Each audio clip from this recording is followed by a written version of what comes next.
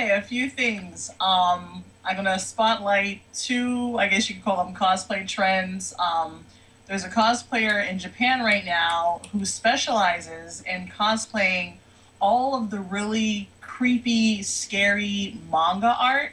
A lot of it is from like old folk tale yokai type stuff, Mhm. and others are just from like just really creepy manga that's been drawn. She does an excellent job, and I love it because it highlights the fact that cosplay doesn't have to be gorgeous or beautiful, and a lot of people get the misconception because of what they see in mainstream TV now that you have to be this gorgeous, picture perfect thing to be a cosplayer. So I appreciate people who go out of their way to cosplay other things besides just hot chicks in video games and comics. Like, it's cool, it's wonderful, but cosplay is such a wonderful broad range of expressing oneself that you can do other things like, yeah, I think it was the chish.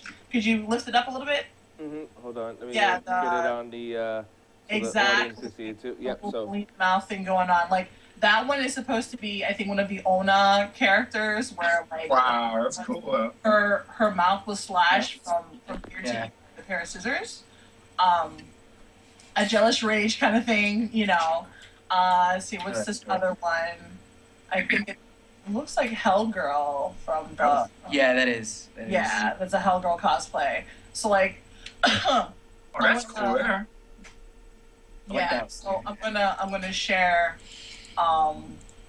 What is that, race? that one.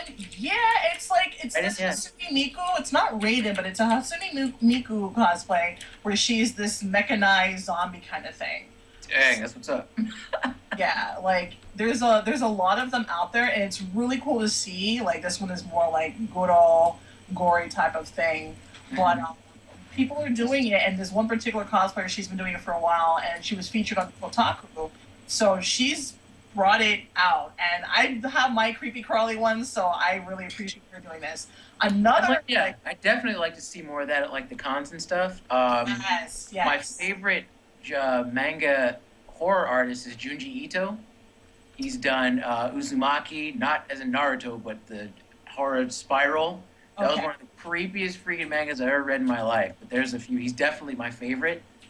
He's another manga called Gyo.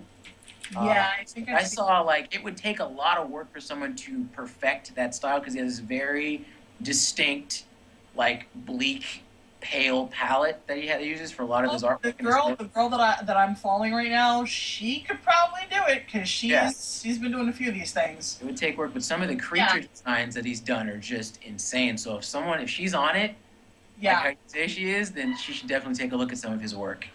yeah. I think Yeah, actually, it looks I think dope. she did do some Junji Ito.